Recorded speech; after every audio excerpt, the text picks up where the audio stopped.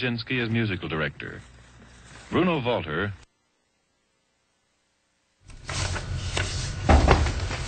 Good evening, everyone. Welcome to the September 27th meeting of the Moscow Planning and Zoning Commission. I'm Rob Parrish. I'm standing in for our chair, Wendy McClure, this evening. So welcome, everybody. First order of business, approval of the minutes from our September 13th, 2017 meeting. Any additions or corrections?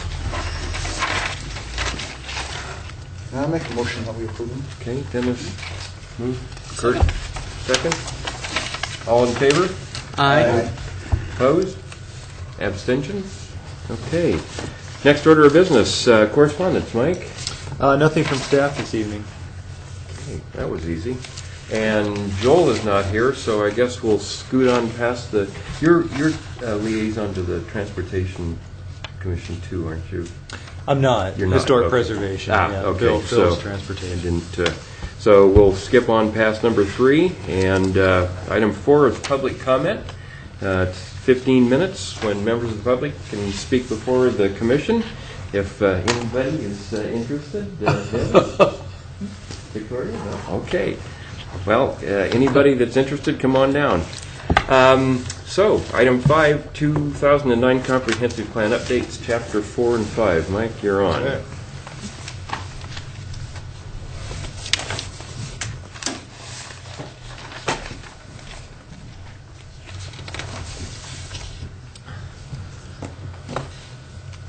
So if you recall, last time we went through chapters 1 and 3, and figure we take 2, 3 at a time. So now we're on to chapters 4 and 5. And then next time we'll look at taking a look at chapters 6 and 7.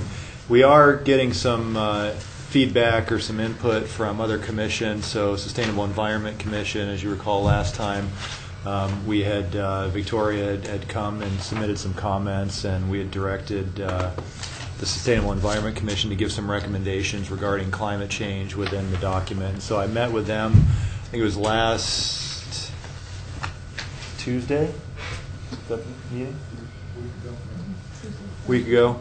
And so they're going to take a look at it and look through the document and give us some feedback in the next month or two. Great. And then I think I'm on making the rounds to Tree Commission next Tuesday as well to give us some feedback on this. So I figured we go all the way back through it and get it to where with our recommended changes, and then we'll start incorporating some of the other commissions and things that they would like to see incorporated as well. So I just wanted to give you an overview of what we had looked at and some things that we had changed within these sections. So Chapter 4 is our Parks, Recreation, and Open Space chapter.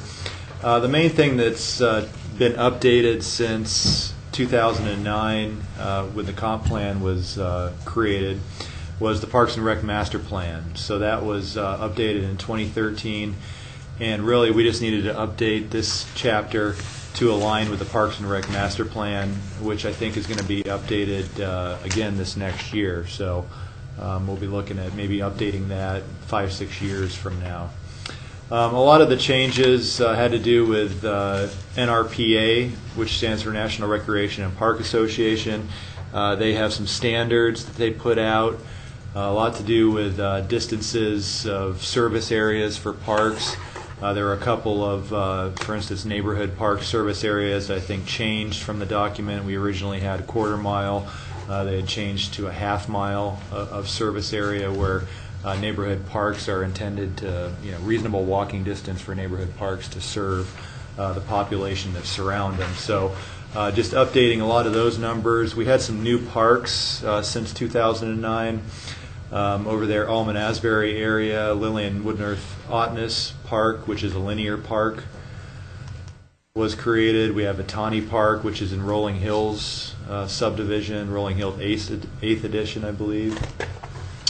Indian Hills 8th Park was the park that was associated with Campus Crest development. When they did that, they designated a park that was off the plat, and so it's yet to be developed, but it is designated. And then Morgan's Orchard Park is our latest addition. That's with the Peekaboo Estates subdivision, which was off of Landy Lane in Orchard Street. That's the name that they had created for that park. So just really updating those on all the maps and within all the tables of lists of the various types of parks. We also have a big project, Joseph Street Playfields, that was, as you know, the city collaborated with the school district to fund the improvement of the playfield project, and just updating the section to reflect those changes. And then at the end, we have some future park needs based upon updated population estimates. As you recall, we had 3 different types of population estimates, and we just figured that since we're about pretty consistently 1.3% annual growth, that we might as well just stick with a linear growth pattern and project all of our needs off of that. And so that's what we've done, updated those tables, as well as all the mapping. There was something that we hadn't seen since last time. I think the commission wanted to see land trusts inserted in the partner section. So these are all partnering up with various agencies in order to expand the park and the trail and the pathway system throughout the city. And one thing that, or one entity that I think was lacking on this list was land trusts. And so this is all new. I created that for this meeting, and so just recognizing land trusts such as the Palouse Land Trust is the most notable, I think, land trust within this region, which is an active nonprofit organization in the region, working to preserve open space, scenery, and wildlife habitat through purchasing of land as well as conservation easements. And then just to say the city should work with land trusts to allow public access through their properties where such access would be beneficial in connecting or extending the city's linear park and pathway system. So, thinking of properties like the Fosburg property on the across from the skate park, we have the creek that runs through Paradise Creek that runs through the property, and we've always shown that as a future pathway to connect Paradise Path through that area, but I don't think the Palouse Land Trust currently owns a conservation easement across that property, and so I think in just talking with a representative, I think they're receptive to possibly having that designated as a path in the future. So it's working with organizations like that do have conservation easements in order to get some of our paths and parks through the property. On the quasi-public with the university, I've been too long away from university administration to know how they're feeling. I know that now that we have Joseph Street, soccer is more well provided for there, as well as across from the middle school, but I know other teams play. I think even Lagos probably uses university. I'm just wondering if you have a sense of whether the university is reluctant to kind of state their position on how, in other words, we all use the Arboretum and we certainly can go for a stroll on the green, and if we want to go out and throw a serious frisbee out on Wicks Field, people certainly can, and there's never been any question about it. And yet I'm just wondering if the relationship with the university helps to get our percentage of parks in line with where we'd like to be. I guess that's my reason for just wondering about it, and I certainly haven't talked to anybody at the university recently about it, but it seems like it's such a magnificent opportunity that we all tend to use, or many of us use, and then I'm guessing that it won't help our percentages as we try and get enough parks. And I just wondered if whether it's probably up to the mayor to ask that question of the institution. I think we talked about this the first time we Yeah, went around, right. and I agree with you. I'd like to see, it would be nice to have something a little more specific mentioned in that, and maybe we don't know, but maybe part of the process is that we can recommend to council or the mayor that they kind of work on that relationship so that cooperation. I mean, there are really some amazing facilities, and we talk about the Arboretum and the golf course in part in here, but yeah, I don't know. I'm not sure exactly how to approach it, but it should be approached. I'm not either. I'm not quite certain, and there once was a day when I was sitting in on decision makers on campus on a regular basis, and I'd have a better feel for but as there has been a movement in the last decade to unload certain civic activities from the university that makes me worry about how to ask the question. Yeah. As various kinds of summer picnics and summer theater and those things have kind of drifted away from the university, you see. And as I guess as I visit Boise State and Idaho State, as I've traveled around the state in the last couple of years more, I sense that there's a bigger effort on a couple of the other institutions to be more civic, to relate with the civic entity than our own university, and I'm a little disappointed in that. And so anyway, it's something to think about. Yeah, I agree. Wendy isn't here, so we can put it on her shoulders. I think maybe we should go ahead and do that. Yeah, no, that's the reason to put it on our shoulders, isn't it? And I remember discussing this before, and I think we all thought about that, we really can't dive much into the relationship building and things like that. Like, we don't really have the authority, and maybe it may not be our place, but we did all think that it would be a great idea to acknowledge within the comprehensive plan that the city has X amount of parks. However, the university itself has X amount of green space, just so it provides context to why we may not be meeting the standard, but in reality that we kind of are. So I think, isn't that something we can add, Mike? Well, I think we talk about all the spaces that the university has in the chapter. It's just usually designated as quasi-public.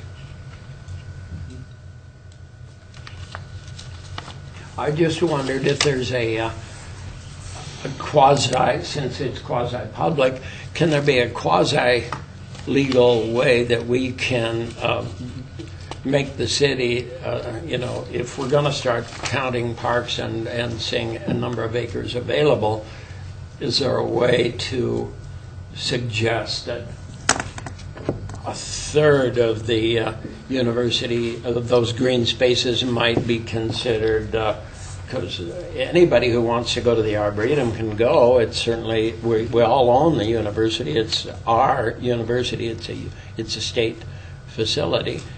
Though I guess we're not supposed to play Frisbee in the Arboretum. That would be just Or the admin lawn now, apparently.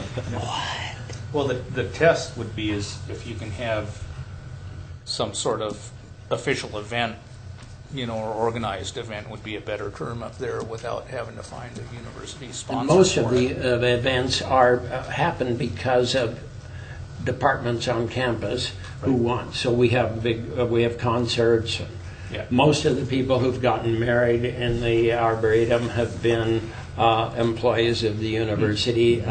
Dr. Zinser got married there. I don't know how many other people have or not, but it is clearly a wonderful.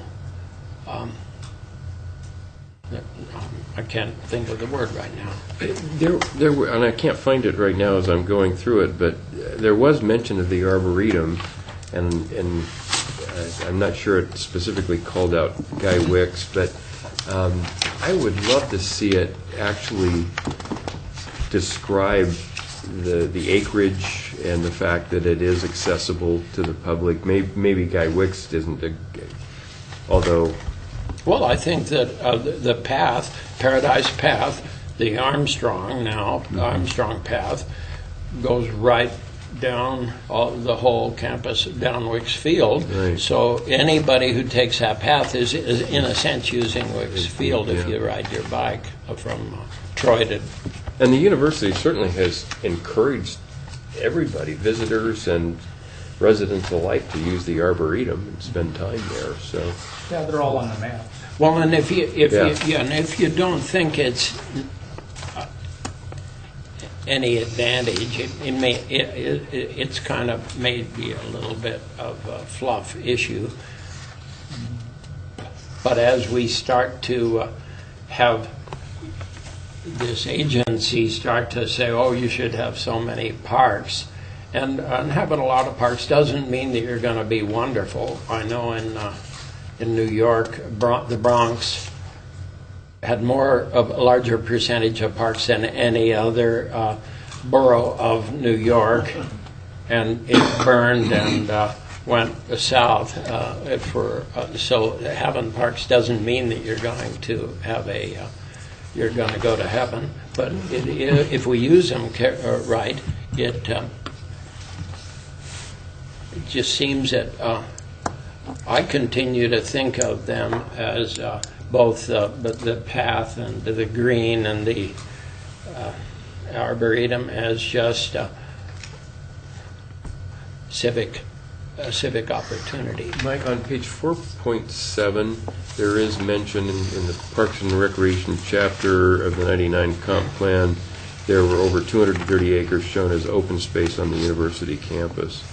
I don't know, maybe we could get a little bit more specific to describe the Arboretum and if you the turn, path. And if you turn to page 4.5 under special use parks and facilities. Okay. Oh, so there we go. We talk about Okay. special use facilities commonly include civic centers, museums, conservancies, or arboretums, such as the university's Arboretum of Botanical Garden. Okay. Yeah, I knew it was there somewhere. Goes through ice rinks, gymnasiums, larger scale sports stadium or coliseum like Guy Wicks Field and the Kidby Activity Center and U of I campus and other special features.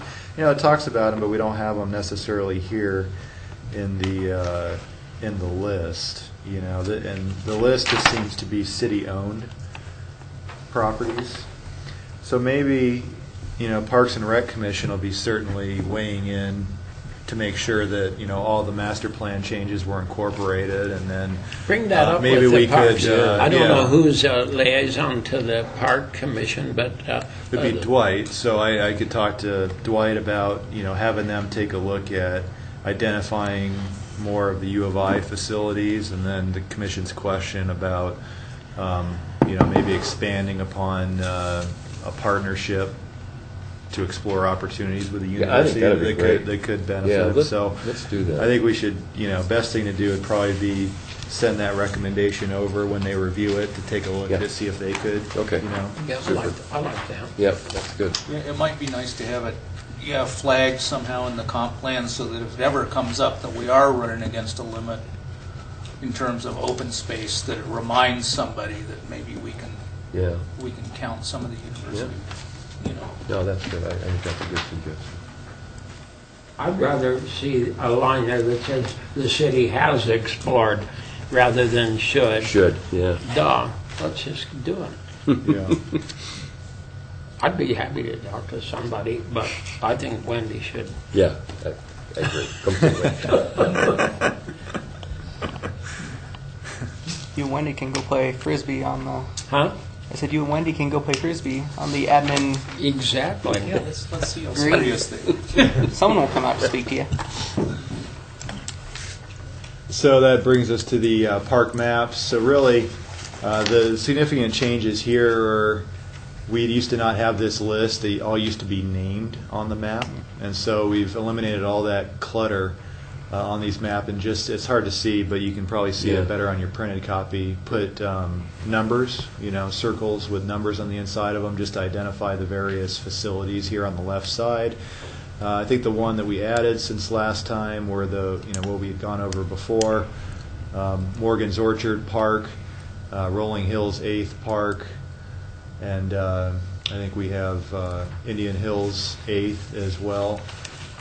We have a Tawny Park that was added, and there's a rezone park as well added on there as well. So really just updating the list of parks, and then the big change was the numbers. And then we have the city limits boundary, which has been changed too, because we've had those few annexations. We had the Montgomery one earlier this year. Then we had Logos 30 acres in the northeast corner last year. So just to reflect that. Pocket park service areas, so taking a look at all the pocket parks, and usually the service area is a quarter mile, so that's what those circles around the various pocket parks represent, is a quarter mile radius. Neighborhood park service area is a half mile, so a little bit bigger, identifying all the neighborhood parks in the city. Community parks, we really just have East City and Mountain View are the only two community parks that we currently have. So looking at their service areas, it's mile. So that's what those yellow circles represent. And then our pathway system. We're going to have to, this is something that the Parks and Rec Commission will have to take a look at, because as you recall, we have the ring road in those eastern quadrants has been recommended to use existing roads network, and so these dashed lines are pretty much following the ring road alignment, at least in all the way around, but we're only going to retain the west and the northwest is what the proposal is. So we'll have to take a look at what they want to do with that, whether it's just using existing alignments like the Transportation Commission's recommending, and then maybe just attach the different segments to the existing roads. But that'll be one thing that we'll probably have to see changed on the pathway system map. And then identifying areas of need, so the areas of town which are lacking as far as the different types of parks, so neighborhood parks and community parks. So since we've got East City and Mountain View only in the center, and then the northeast quadrant, we're lacking community parks here in the southern quadrant of the city. So we have a park property that's the West Palouse River Drive ball fields that could fill that void. It's just not developed yet. And then the various neighborhood parks, we're really lacking. Well, we have some parks that have already been dedicated, it's just they haven't been developed yet. And so Mosier Park is one of them. We have an area down here where we don't have any neighborhood parks, as well as there is a park that's part of Peterson Addition at the end of Baker Street, but it hasn't been developed, and so that's what that circle represents there. Mike, now that number, let's see, I don't know if I can tell the number. The junior or the middle school is shown as a little striped semi-public, right? Mm-hmm. And then in a similar kind of a line is the just losing their name, the Hordeman Pond, the Kiwanis Park. Well, no, I'm down the way. Then Oh.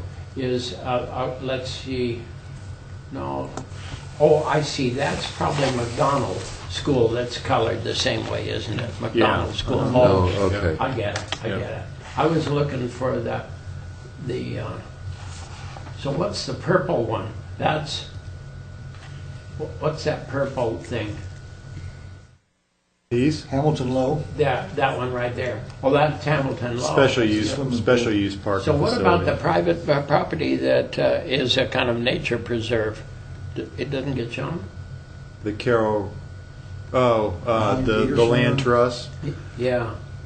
No, they haven't been shown on here. So it'd be PCI area, so we've got, it'd be out right next to Lola Clyde on the extension of Rodeo. So that would be the land.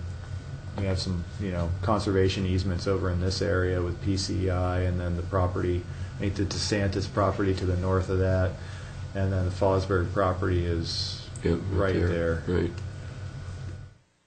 And I don't know if you want to remain consistent with everybody else or not, but I think that Joseph Street Fields, they don't want to call it that. It's number 13, it looks like. Yeah, I think Moscow's- the official name was Joseph Street Playfields. No. No, I think it's Moscow's School District Community Play Fields. That's Yeah. it? Okay. All right, well, we could change that. But I did, yeah, Certainly, yeah. Yeah.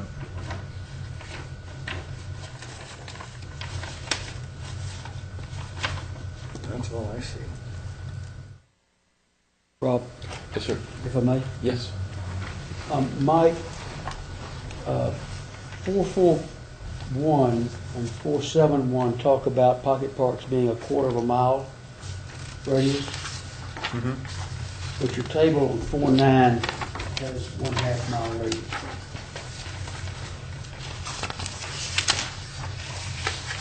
And your map on 42 has a quarter mile as well. I'm thinking your table is mislabeled on 49. Yeah, it should say 1/4. And then what was the other one? It was the other ones are all consistent. They're all a quarter. The table, Yeah. the table is the outlier. I had caught that before, and I thought I changed it, but apparently not. Okay.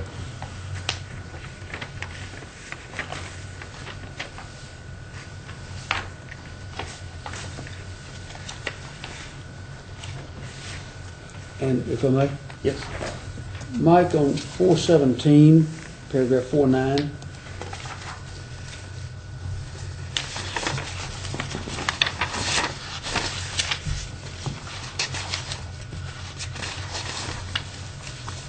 you have an addition there of a couple of sentences that are underlined. Mm-hmm. What was the source of that? That was the Parks and Rec master plan. Okay.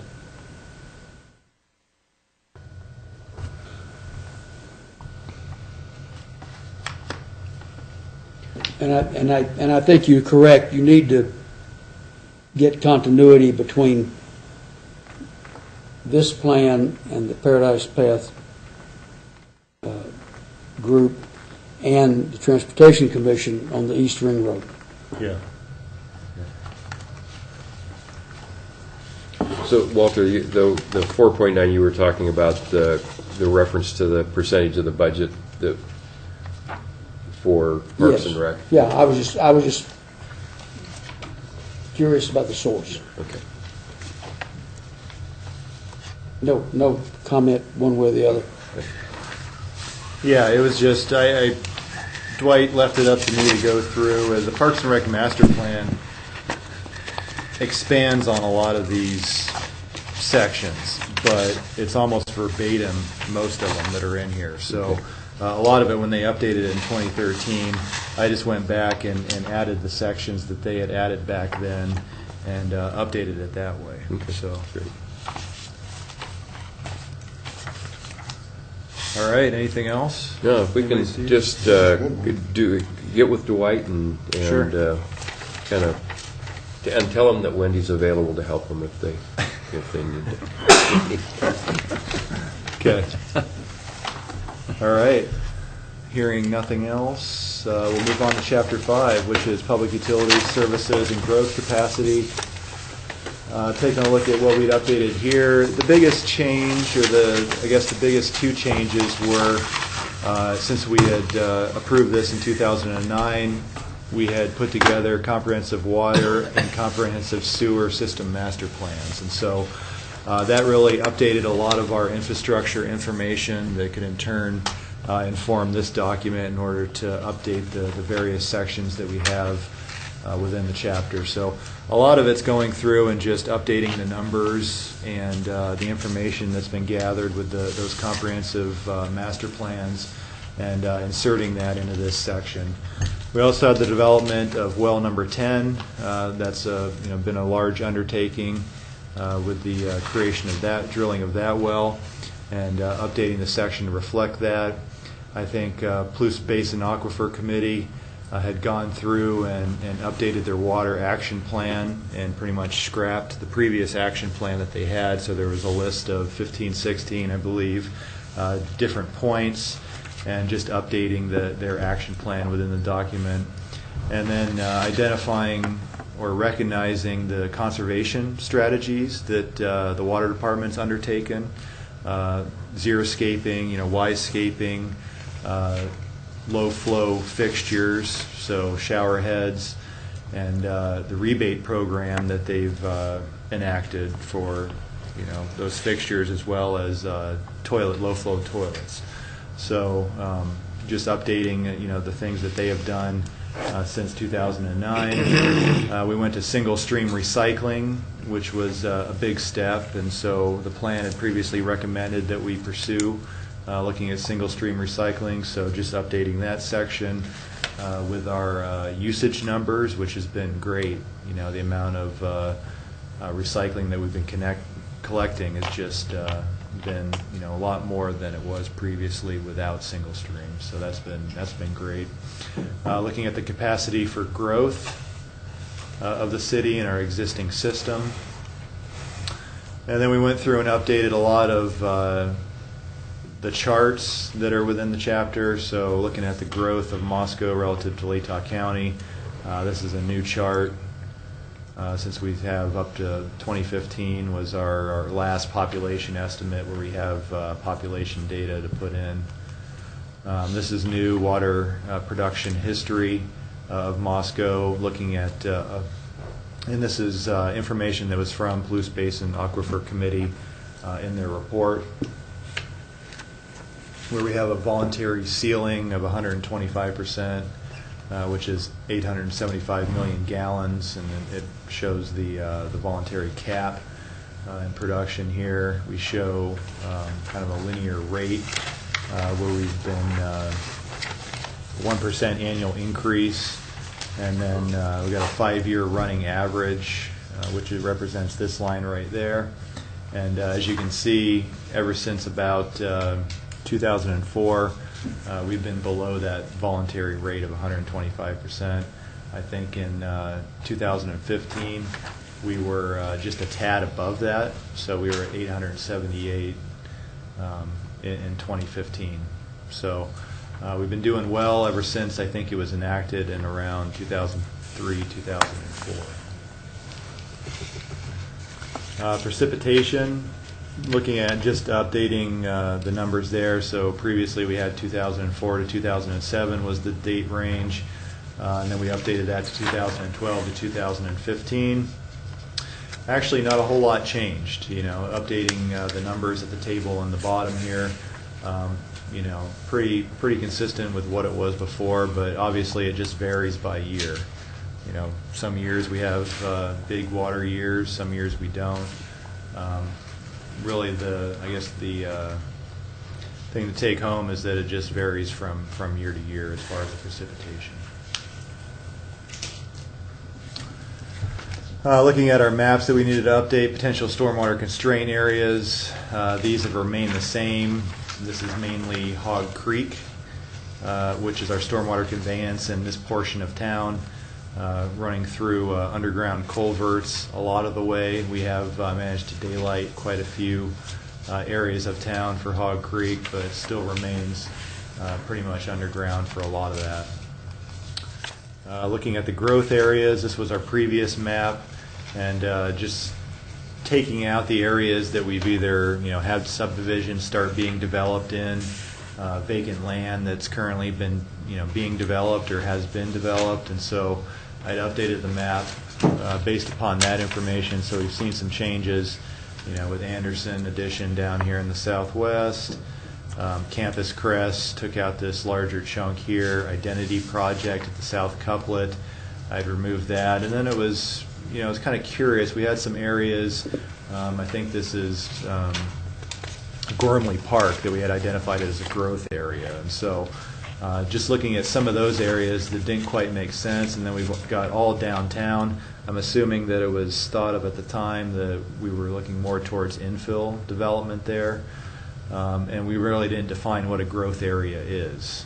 And so we thought we'd update the map. We still have Dumas, the old Dumas Seed property, which is prime for development there. But for the majority of downtown, I think that that'd be certainly prime for infill development, but I don't know if it necessarily constitute a real growth area. So made a decision to take that out with this updated map.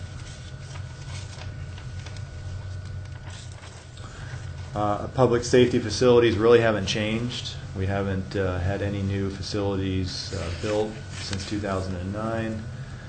Potential sewer constraints. So this was the big area. We didn't really know exactly. I think we had an idea of all the sewer constraint areas, but it wasn't until the sewer comprehensive master plan before we really mapped out the entire system and really nailed down where those constraint areas were.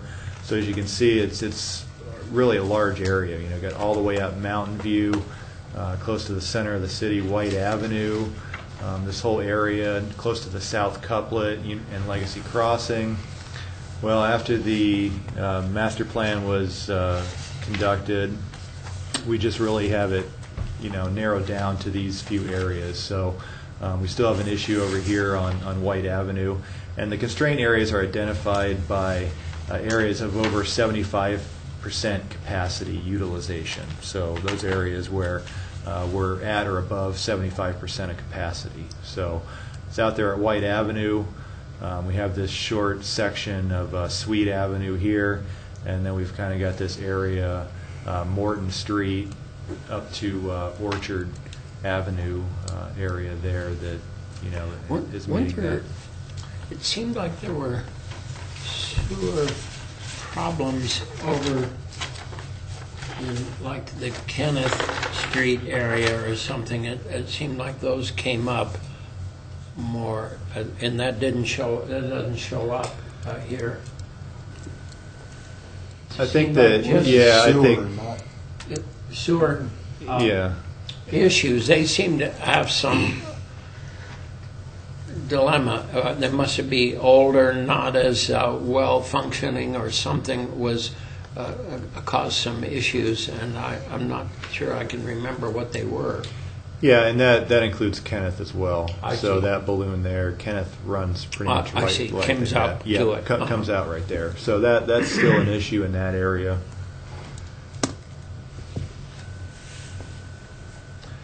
But other than that, we went from all these constraint areas down to these few sections where we're able to plan for improvements in order to put larger size lines in and reduce the congestion in those lines. Transit. So that concludes Chapter 5. Anybody have any input? I've got a couple things. One of them is kind of a nit.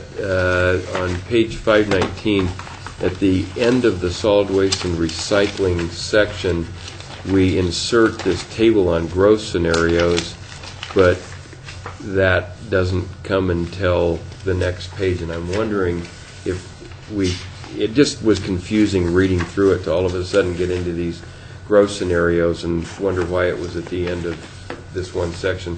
And I wonder if we can move that over so that when you get down to land demand scenarios, if maybe we can get the table more associated with that chapter or that section. Mm-hmm. Yeah, and part of the problem is we're striking some things and adding some text, and it's all in there. Okay. Right, so as soon as we have a clean copy, it may not do that. Oh, okay. And so I'll take a look at all this. I've noticed there's some other areas and other chapters where we have the same thing going on, Okay. where we have a table in one area, but it's talking about it 1 or 2 pages, Okay. beyond that. So I'll make sure all that's correct. But yeah, that's a good comment. Is And then this I on- figured that Is this on InDesign? it is, yeah. Do we have a location of the wells or just numbered? They're just numbered, we don't know where they're at, right? Just- We don't have, yeah. Okay. We have them numbered, but we don't have them identified on any map, I don't know if that might be nice. which may be, we don't really have a water map at all, but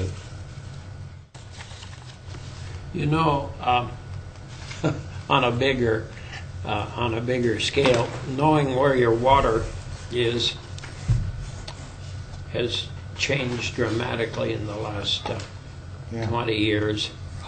And so I remember I taught about cities, and when I started teaching 20, 30 years ago, you could get all the information you wanted about the New York water system, and boom, everything. They wanted to tell you everything.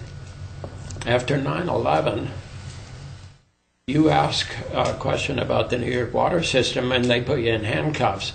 I mean, so it's a. Yeah. I mean, it's certainly not a thing for Moscow to worry about, but it is an intriguing issue that our water.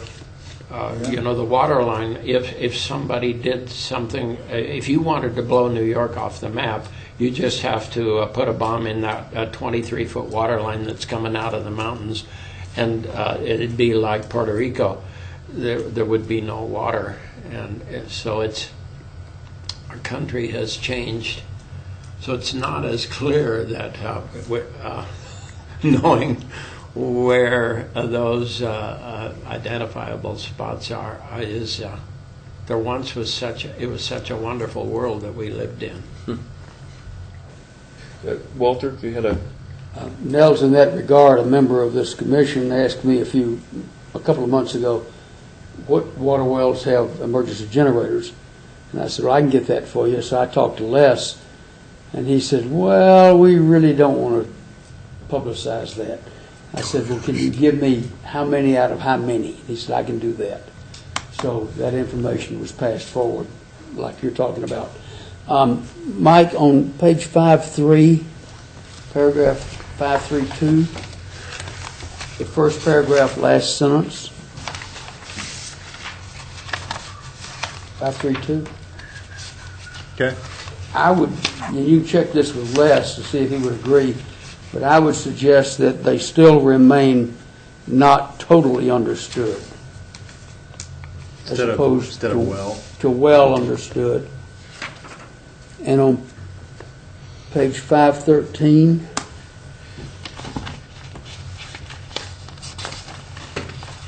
on the wastewater collection system, has this chapter been updated to reflect the work that's been done this summer? The work around Patty's Kitchen, the work around the landscaping place on Troy Highway? Yeah. You may want to just, I'm not saying it hasn't, but they've made some major changes in some trunk lines in those two areas. Yeah, that was what we have here, the first bullet point. So it says the trunk line from 8th and Jackson to the wastewater treatment. So that is increased capacity currently under construction is what we have. So Well, it's completed. It's completed It's now, completed yeah. now, so maybe that can come out? Yeah, we can strike that. Okay. And then if I may, Mr. Chairman,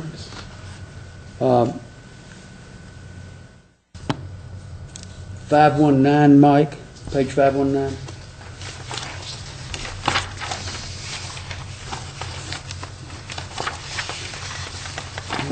We are going to institute this year, it's been approved by council, commercial recycling. We're taking it over from LSI and they're currently surveying businesses as to who wants to sign up. So that's going to occur in 2017, in addition to your comments about residential curbside recycling and single stream. So we're going to single stream commercial by the time you get this ready to print. Okay, all right. And then in the middle of 519 paragraph, it says the city's recycling facility is nearly reaching capacity. I'm not sure I have heard that. It's certainly being utilized. Single stream has not done away with it. We get a lot of business through there, out of state, outside in the county, and people that just plain want to drive down there and socialize maybe. But I'm not sure about the reaching capacity. You may want to touch base with Tim Davis. Sure. And see if that's correct. Okay. And then my last one, I think, on 522,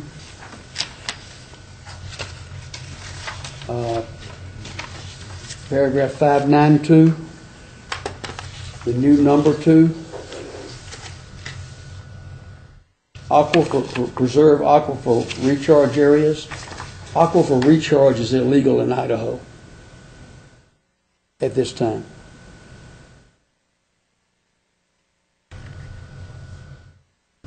So you may want to check with Les regarding that wording. Aquifer recharge areas are illegal? Yeah, aquifer recharge is illegal.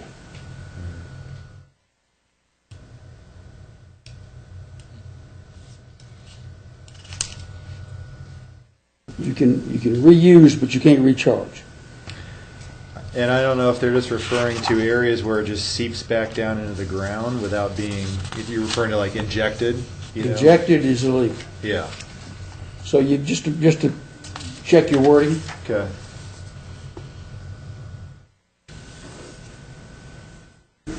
Yeah, so there refers you back to 533, talking about preserving open space to facilitate natural recharge. And that occurs. So, we know that happens. Sure. Yeah. So that is okay. So maybe But- natural. Yeah. We put natural in there to clarify. Again, I'd suggest just having Les look at it. Sure. He knows the details better than I. Okay.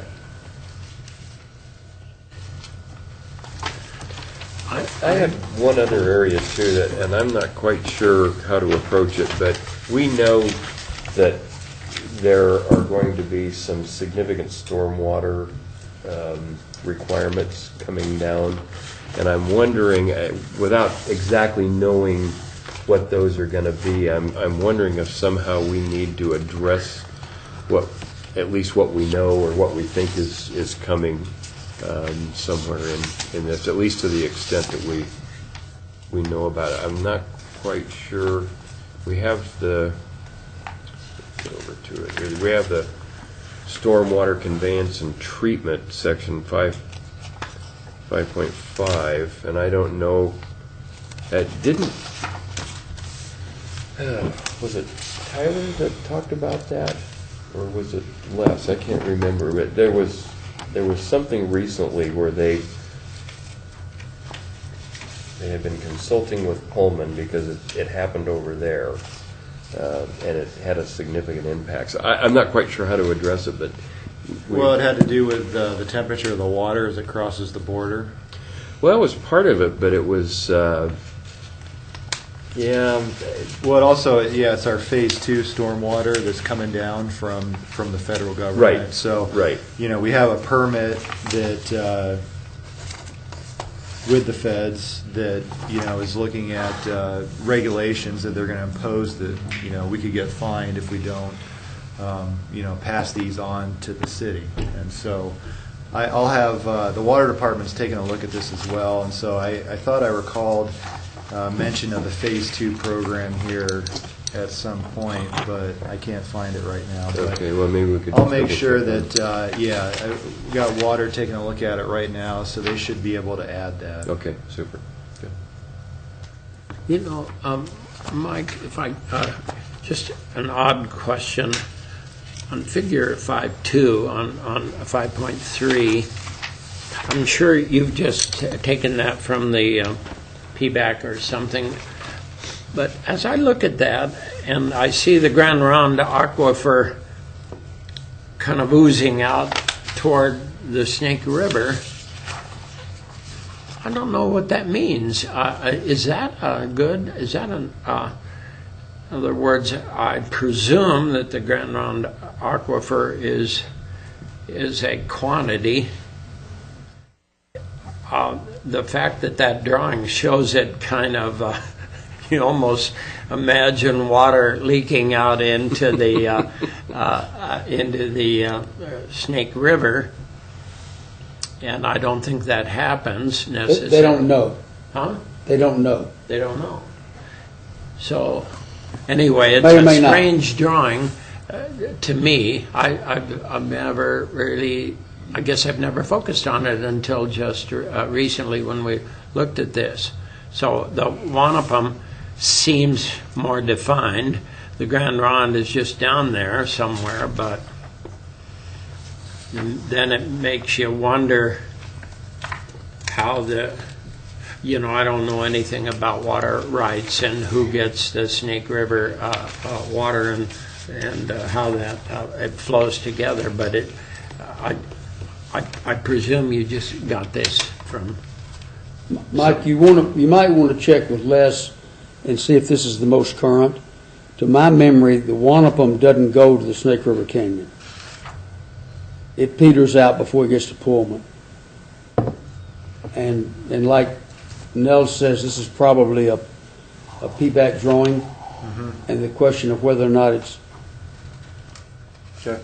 currently accurate might be one to ask. Okay.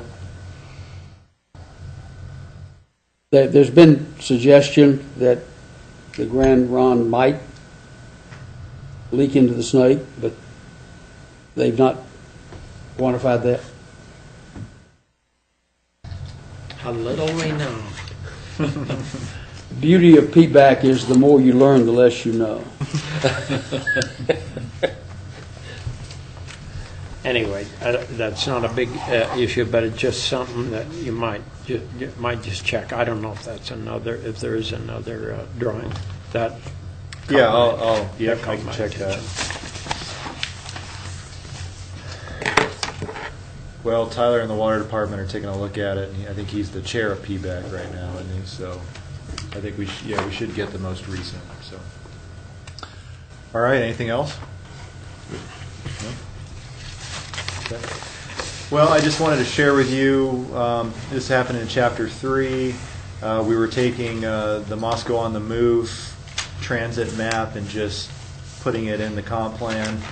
Was the easiest since we had this better map that they had put together. So I just wanted to show you kind of the final product here with the template for the comp plan. And so that's what I've done with the transit routes map as well as the accident-prone intersections. So a lot more data within these two maps than we previously had within the two maps of the comp plan, and the maps are quite a bit better than what we had before. We have population at or below federal poverty line within these maps on the transit routes, which is pretty helpful to determine where we need public transit. So just carrying those forward. You think the all I have. transit is relatively secure? Our little bus system. Do you think it's? Well, I think it largely relies on federal dollars. So I don't. That's what worries me.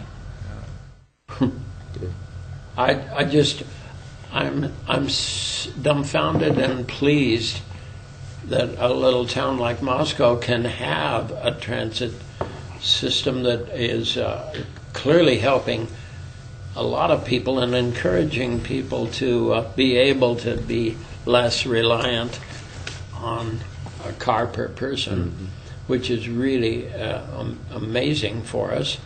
if you'd ever asked me if Moscow would have had 25 years ago, if we'd ever have it, I'd say no. And it seems I don't use it as much as I should. When I was teaching, I used it more, going back and forth to campus. But I apologize for that. But Nels, as council liaison to Smart Transit, they are currently financially healthy. it's great. That's really good. Emphasis on currently. Right. Because of riders or? Riders don't pay, it's free. One of the things Because that, of funding by the City of Moscow, University of Idaho, and federal government. while New York's transit system comes really close to paying for itself, I was shocked when I moved. I lived in Europe for 6 years, and I found out that no country in Europe, no transit system that is known. Switzerland comes the closest, but no transit system anywhere pays for itself. In other words, there is no, does it make money? Hell no. Not in any, in no country in Europe. Wow, I couldn't believe my eyes. I mean, I'm from Idaho. They stopped running a train through Idaho, quite a few when you were just a little kid. And so it's an amazing thing. So it's kind of like we don't ask, does rural electrification pay for itself? Yeah, right. Hello. If you turned off the power to those farmers out beyond Deary, they would be shocked. But, so it's an interesting little blue line that doesn't pay for itself, and it's what we do for ourselves. It's part of that money that we send to Washington. I like it. Yeah, that's great. So these are gonna go into 3. Chapter 3. Okay. Yep. I didn't have those for you last time. I think those were the only 2 maps in Chapter 3 I didn't have. So are we now on to the public safety piece, or are we not doing that one tonight as part of Chapter 5? I didn't really cover that. We had Okay, that's fine. updated the public safety portion of it. Okay. And nothing's changed since we saw it Okay, last time. great. So that's all I have for you for Chapter Okay, 5. super. All right. Anything Very else? good. No, well, has anybody else got anything on? Yeah, it's interesting that you talk about the transit, and I will only digress for a few moments, but I did a lot of work with what was then called the Urban Mass Transit Administration, federal government. And fare box revenues are always a big issue, but they rarely, if ever, New York may be an exception because it's such a large system, but fare box revenues never cover the costs. It always takes some sort of subsidy from somebody, even in really well-established San Francisco, Right, Seattle, wherever. So anyway, I suspect that if you just they make a lot of money with the New York one, but then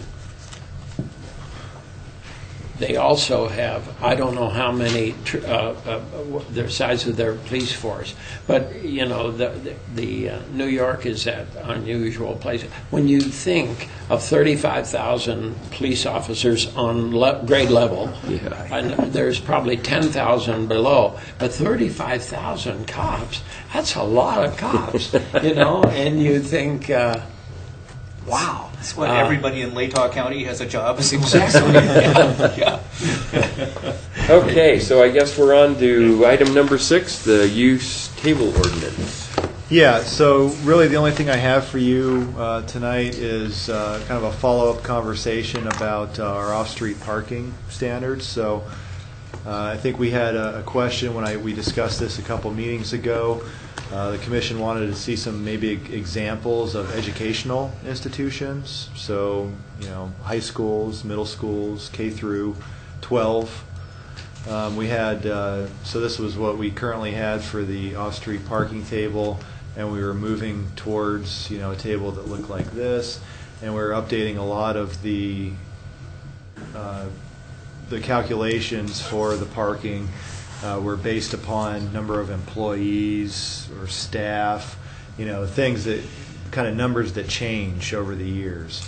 And so we were looking at more towards static numbers, like for educational services, like number of classrooms and seats in assembly areas are usually fixed. And so moving away from those things that change for our calculations. And so I think you wanted to have me provide an example of maybe our most recent school that was approved, Logos, pretty large campus, and to give you an example as to what our previous calculations, so K through junior high, so K through 8, it's pretty much one space per employee or faculty member. Once you get up to high school, it's one space per employee and faculty member plus one for each 8 students. And what we were moving towards was for K through 8, 2 spaces per classroom and 1 for every 8 seats in the largest assembly area. And then high schools, 5 spaces per classroom and 1 for every 8 seats in the largest assembly area. So I had taken the floor plan that Logos had submitted. We've got all these classrooms that loop around here. They have a rather large performing arts auditorium, an ancillary gym, and this is their main gym here. And so that would be, based upon our new calculation, that would be the largest assembly area would be the gym in the southeast corner there. This area is more just like a lunchroom, great hall with a stage up here. And then that's the second floor. They just really have a continuation of the classrooms that they had on the first floor on the second floor. So, is that an atrium, Mike? Is that an atrium? In this area? Yeah. I don't know that it has it listed as an atrium or not. I don't. It's. What is it? Can't quite see what that says. Is it unoccupied space? Well, there's doors. And the first floor, you're right, it's got doors into it. Yeah, there's. It says courtyard Yeah. on the first floor. Okay. So, Okay. Yeah. They're showing Out with the big 25 old windows students around per it. classroom. Yeah. Cool. I wonder if, what would Moscow High show per classroom, do you think? I don't know. Maybe quite a bit more just because of the space they're in. I suspect a little more. Yeah. 25 is a nice number. Mike,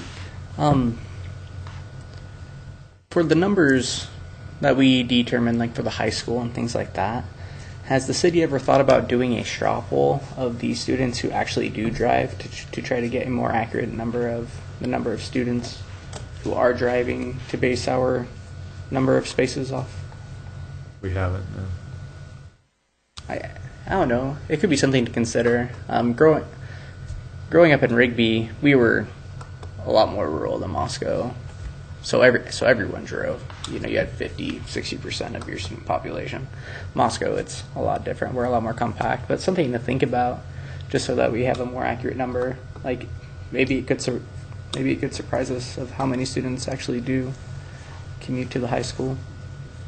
Yeah, but it's going to be, you're going to have all these classrooms, but there's only going to be a third of it that's going to be high school that are able actually to drive, because you've got K True. through 8 in there as well. So, that would give us a small percentage, understanding of what that number would be.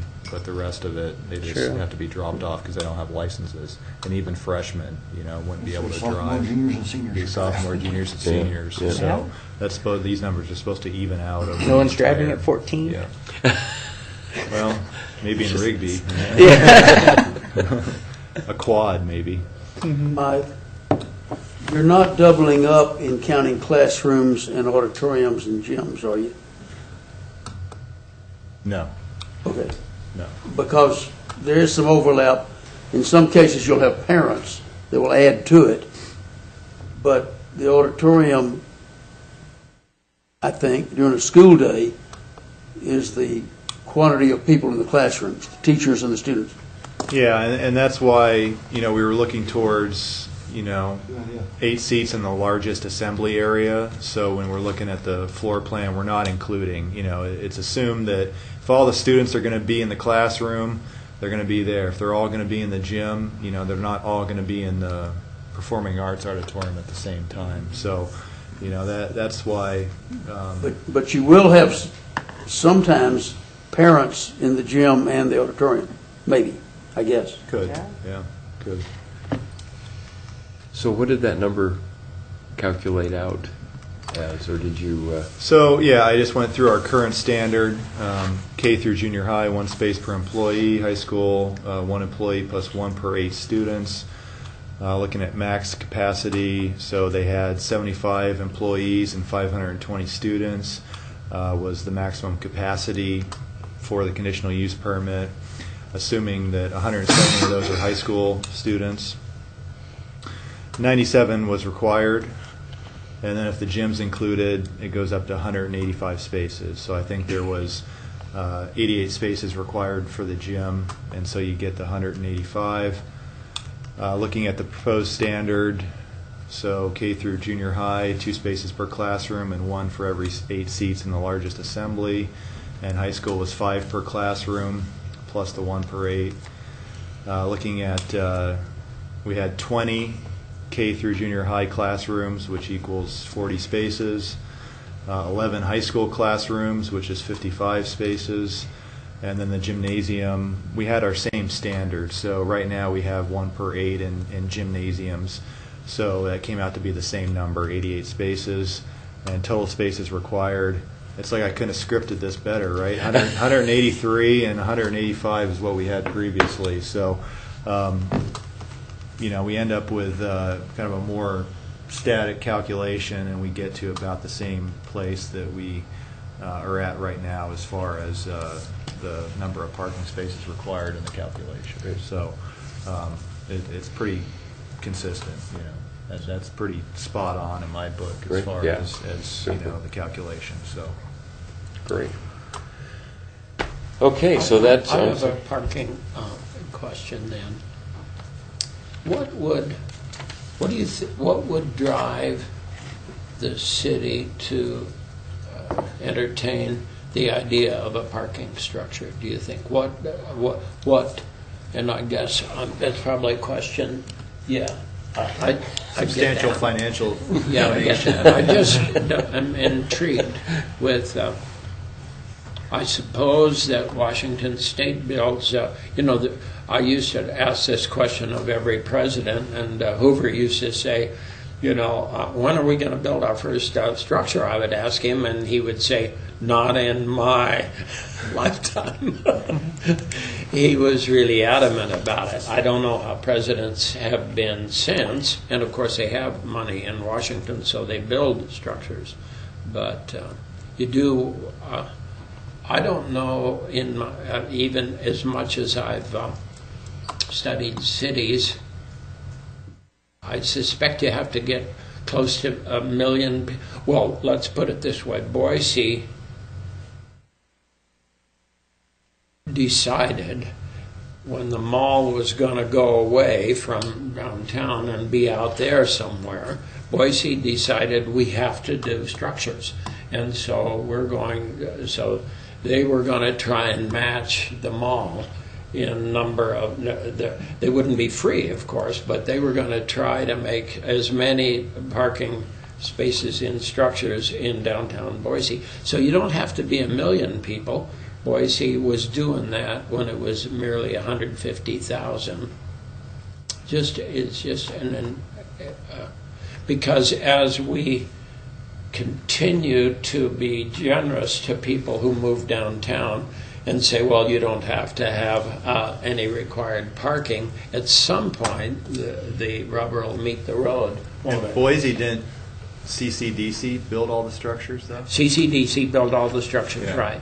And not all. There are at least 3 structures in downtown that have been built by a bank or somebody, like a U.S. bank has a deep structure underground. But essentially all the structures, all the public parking is, and now, of course, when Simplot moved to, shocking that Simplot would move their headquarters downtown, and they have like A giant parking garage. 900 spaces underground. So you know where some of Jack's money went, and then they have another 100 spaces for the jump thing. I just wondered if you, in your wildest dreams, when you're sitting around with Bill or Les, thinking about what would make probably the hospital is the likeliest source. In other words, we haven't yet got any structure for the campus, but Nels, when the downtown Main Street business owners continue to park at their front door right. while complaining there's no place for their customers to park, I know. the pain has not gotten enough I know it. that they would storm City Hall demanding that we take their money and build a parking garage. Right. It isn't part of the issue to all of these locations that you're talking about charge for parking, and parking can be a significant revenue stream. And so if you factor in the revenue to then the investment in the structure, you have something else. But I certainly like not having to pay for parking, but when you don't have to pay for parking, it's hard to justify a structure that... Are you the one that put in paid parking at the Pullman Airport? I inherited that. Oh, inherited it, okay. But I'm here to tell you that is a significant portion of the budget anymore. It really is. And What carries the airport? people got used to it. It is. And how People is got it used that to it. Lewiston has not put that in their mouth and run with it? We don't understand how they managed to get away with that, because you look at an airport like Spokane, and it's probably the single largest revenue item in their budget is parking, and SeaTac as well. So it's huge, but you got to get used to people. You have to get used to it. I had a lot of customers that said, "I'm never flying out of your airport because you charge for parking." But we get the people that are coming up from Boise and over from Seattle. They think we're a bargain because they're paying $28 a day for parking. So anyway. Boise has gotten to that point. I'm sure you've had time in Boise, but there is no parking place in Boise right now. And so I was just intrigued. I was down there for 2 days last week at a conference, and I knew I had to go to the parking structure, but the thing was that I was up in the rain was coming on my car. There was no space in the structure except on the top of it. It's that means that parking spots are full. So, any other items for the good of the order? Guess we're all set. If y'all have not, and I'm sure you have, thought about the time and effort that Mike has put in to what he's putting before you, to put in your time to review it and ask questions about it and understand it, it's Herculean. You should be knighted. You need to be appreciative of what he's And we done and is We doing better buy and him is a going cup to of do. coffee. I always brag on him. Yeah. Always. I think It's really our whole department. It's not No, me. it is. You know. It is. This is. It's elegant to be every so often to go through the plan. No, you're doing a great job, and we appreciate your support. And thanks for the comments, Walter. That's great. Okay, I guess we'll declare the meeting adjourned. Thank you, everybody. We'll see you in a couple, 3 weeks.